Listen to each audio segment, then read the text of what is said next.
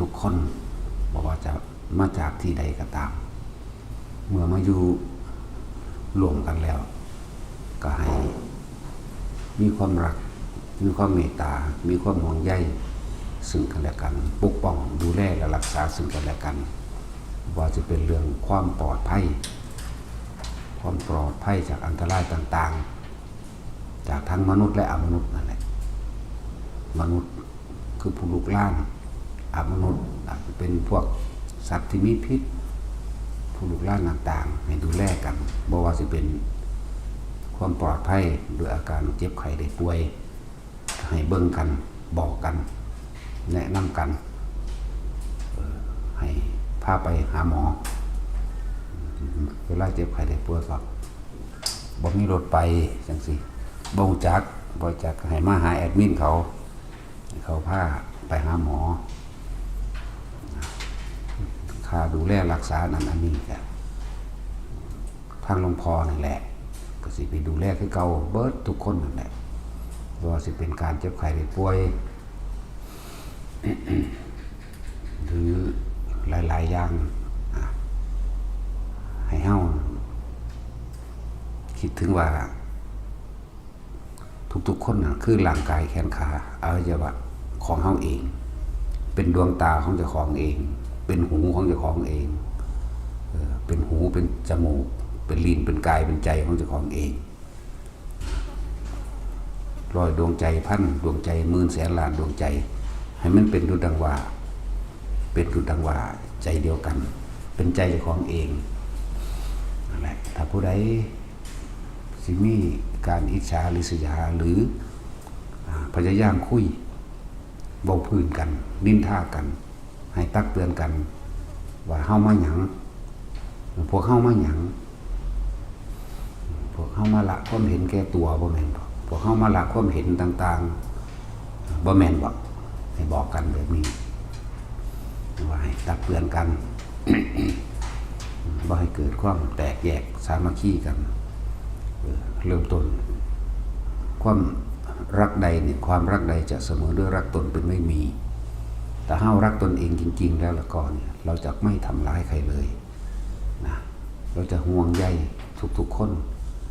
นะทุกๆคนเริ่มจากหนึ่งคือตัวเองเริ่มจากการรักตัวเองเป็นแล้วมีเมตตามีกรุณาต่อตัวเองไปแล้วก็มีเมตตากรุณาต่อผู้อื่น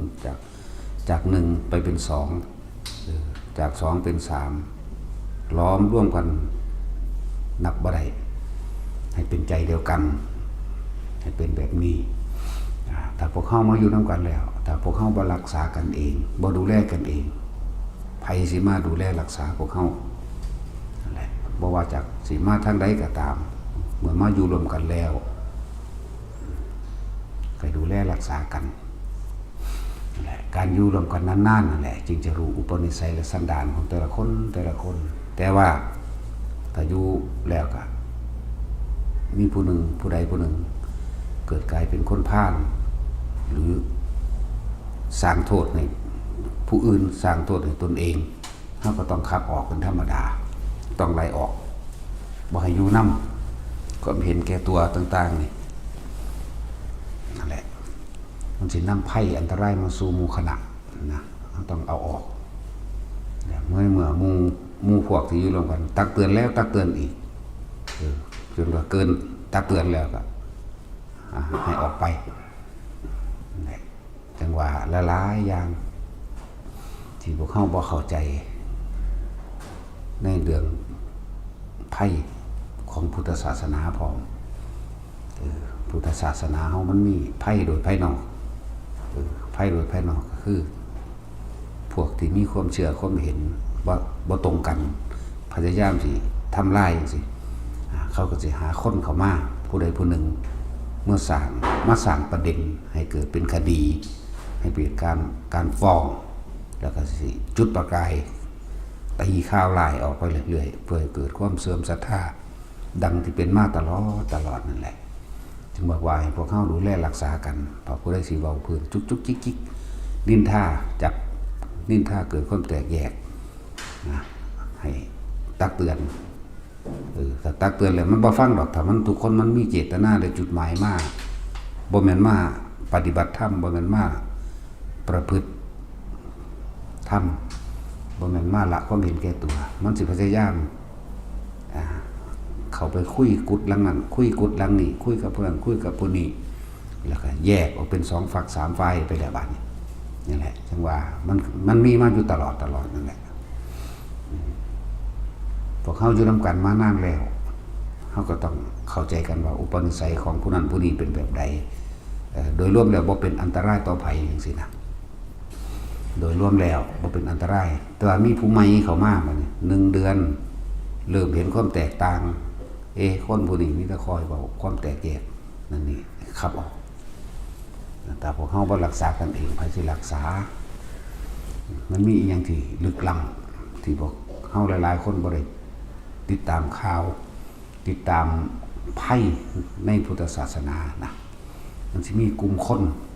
ผู้หนึ่งกลุ่มหนึ่งเขาก็กระจายการทำงานบ่ล่ะมาค่อยสร้างความแตกแยกเซาะก่อนบ่อนทำลายเพื่อให้เกิด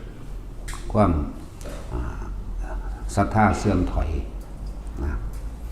ศรัทธาเสื่อมถอยต่างๆอีกอย่างหนึ่งเฮาถ้าผู้ใดก็ตามที่เขามาในสถานที่แห่งนี้ถ้าไม่มา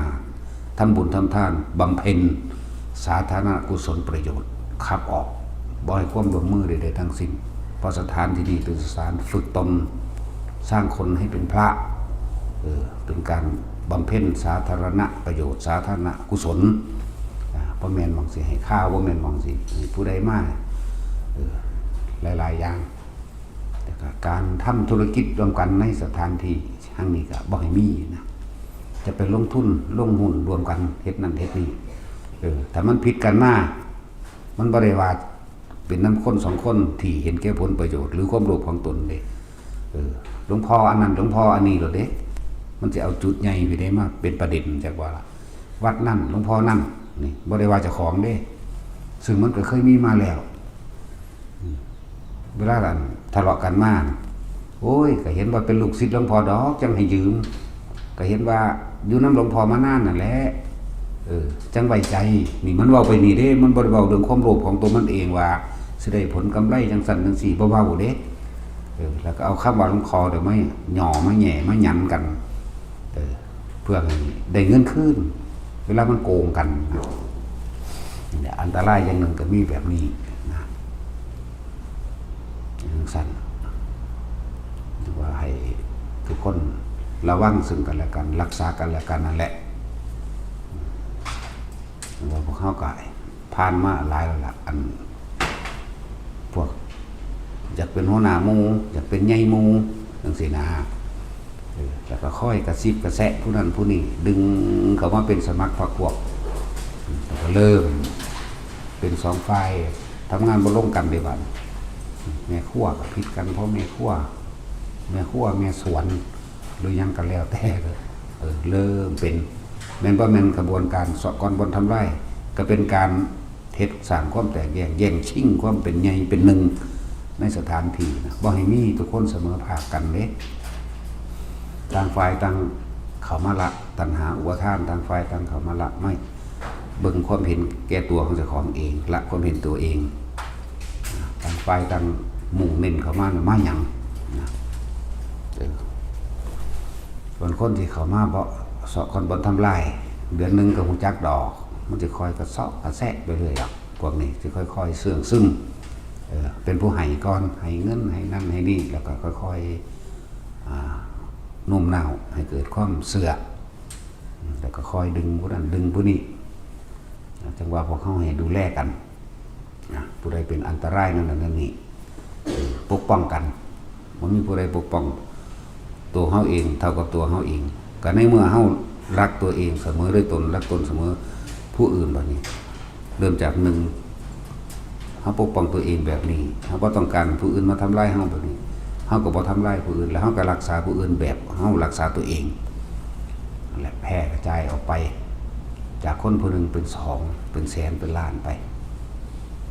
มันมีมาเรื่อยๆดอกเห็นบอกคือพวกเขาเห็นเป็นข่าวต่างๆที่จริงบ่แม่นความจริงจากอันเด้นั่นคือชื่อเสียงหมู่พระผู้เพิ่นแสดงธรรมที่มีชื่อเสียงให้ความรู้กับหมู่ประชาชนได้มากให้ความจริงแสดงธรรมได้ดี จังซี่มันสิมีกลุ่มคนพวกสกรบนทำลายเด้นั่นแหละสิมาสร้างประเด็นจุดประกายข่าวไหลซะก่อนจุดหมายแค่ความเสื่อมศรัทธาทำลายคนผู้นั้นสิ้นไปส่วนเบื้องหลังสุว่าที่จังหวัดหลวงพ่ออรุณกฎจังซี่เอาหลวงพ่ออรุณกฎศึกไปแล้วคนที่อยู่ในหันเท่าใดร้อยบ่ได้รับผิดชอบเด้เขามีจุดหมายกับทำลายผู้นำได้ก็เป็นอันว่าสำเร็จนั่นแหละเป็นจังซั่นฉะนั้นเขาก็เริ่มต้นจากความแตกแยกภายในคนที่เป็นคนที่เข้ามาในวัดนะสากลวัดใดก็วัดนั้นเป็นแบบนี้เฮาศึกษามาได้หลายกรณีครับก็แล้วว่าสิเป็นเรื่องพอยันตะว่าวัชิระยันตะว่าวัชิระอลงกฎจังซี่แม้กระทั่งนิ่งคำอาจารย์คมนี่อาจารย์คมนี่มันเป็นเรื่องจริงอย่างเด้อภาวนาพุทโธหลายๆองค์ที่อาจจะนึกชื่อเพิ่นขึ้นมาบ่ได้นะหลวงปู่เมืองจังซี่ก็บ่เป็นความจริงอีกเฮาไปอยู่นำพอแห้งแล้วเฮารู้จักโกดสมัยอยู่กับหลวงตาจังซี่โอ้ยธรรมดาบ่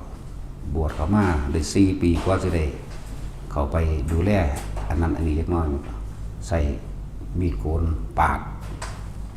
เส้นเอ็นเพิ่นนั่นแหละแต่ก็ดีแน่เพิ่นบ่เข้ามันบ่เข้าบางคนก็แอบเข้าไปอยู่ในหัน2 ปีเป็นผ้าขาวสุดขาวตอนเพิ่นย่างเข้าไปนี่ย่างออกมาจากกุฏยิงเพิ่นดีแน่ปืนมันด้านมื้อนี้แล้วก็มีการทำลายดักทางรถต่างๆจนรถเพิ่นคว่ำแต่เพิ่นก็แขนหลุดไล่หลุดได้ใส่เผือกที่เฮาเห็นนั่นแอบปลอบยิงว่างยาพิษมีเบิดเด้วางยาพิษมื้อนี้แหละแต่ว่าดีแน่เพิ่นเก่งกว่าเพิ่นขับยาพิษเพิ่นขับผิดออกทางโปรตีนเพิ่นจนได้ตัดนิ้วตีนได้เสียสละนิ้วตีนให้จังซั่นล่ะมันมีหลายอันหลายแบบที่พวกเฮาบ่รู้บ่เข้าใจนะทำลายเพิ่นได้ก็แตกกันล่ะเฮ็ดหยังเพิ่นบ่ได้หลายองค์เด้ที่ทำลายมาจังซั่นล่ะผู้ใดที่เทศดีแน่ผู้ใดที่นำคนเข้าสู่ความจริงได้แน่นะเขาสิทำลายเลยยังกระสร้างกูสิใส่ตีข้าวไหลไปก่อนสอบก่อนบนทำลายแล้วคนที่บ่รู้อีหนูอีหนีอีหยังพร้อยเสือเขาไปนำเด้บ่ฮู้จักหยังบ่เคยอยู่กับเขาบ่ฮู้จักเขาบ่เคยฮู้จักวิธีการสร้างวัดทำวัดคนสร้างวัดรู้ดีคนที่เคยเฮ็ดนอกนั้นบ่รู้จักหยังเขาจะตีข้าวไปในทางเสียหายบุกลุกป่าสงวนบุกลุกสปก.ที่ทำกินบุกลุกเป็นไปบ่ได้อยู่ซื่อๆที่เขามันมีเจ้าของอยู่แล้วเฮาสิถ้าไปถางเอาเลยเฮ็ดไปเลย2 ปี 3 ปีเป็นไปได้เป็นไปบ่ได้วิธีการสร้างวัดสร้างสำนักสงฆ์สร้างสถานปฏิบัติธรรมอะไรก็สร้างเวลาเฮาไปขอจังซี่สำนักพุทธหรือแม้กระทั่งทางฝ่ายสงฆ์ทางฝ่ายคนทางฝ่ายคนสำนักพุทธทางฝ่ายสงฆ์กับเจ้าคณะตำบลอำเภอจังหวัดต่างๆก็รับรู้รับทราบเวลาเฮาไปขออนุญาตสร้างเขาก็สิแนะนำเฮาเฮ็ดศาลาเด้อสร้างศาลาเด้อมีพระประธานไว้หรือยังมีกุฏิจักหลังมีห้องน้ำจักอันมีพระจักองค์มีผู้เข้าไปปฏิบัติธรรมจักคนแล้วก็ถ่ายรูปมา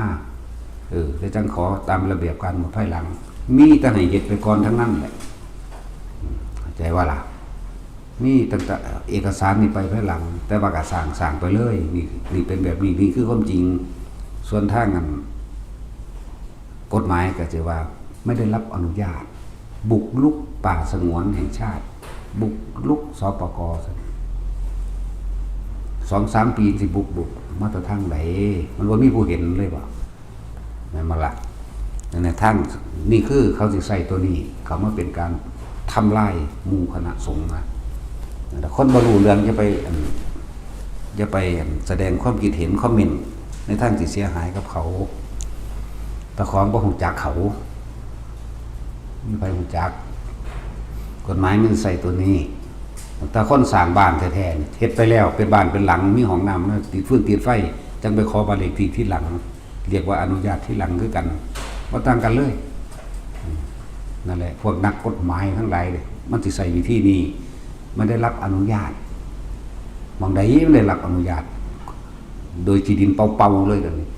ให้จัดสร้างเป็นสำนักสงฆ์เป็นวัดให้จัดสร้างเป็นบ้านให้จัดสร้างเป็นโรงงานให้สร้างเป็นโรงเรียน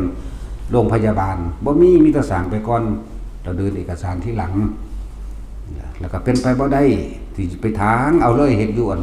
2 ปี 3 ปี 4 ปีจนถึง10 ปีเป็นไปบ่ได้เลยสิเขาสิไปทางเอาเลยนั่นมันมีเจ้าของติดต่อซื้อขายถวายก็ว่าไปถวายบ่ซื้อขายถวายบ่ถวายก็ซื้อขายกันดีๆนี่แหละบางใดแม่มึงสิขายบ่ได้ตัวนี้สปกซื้อขายไม่ได้ต้องรับต่อจากญาติแต่ขายบ่ได้มึงสิเอาไปจำนองจำนำธนาคารได้ก็ธนาคารตัวเป็นผู้ซื้อ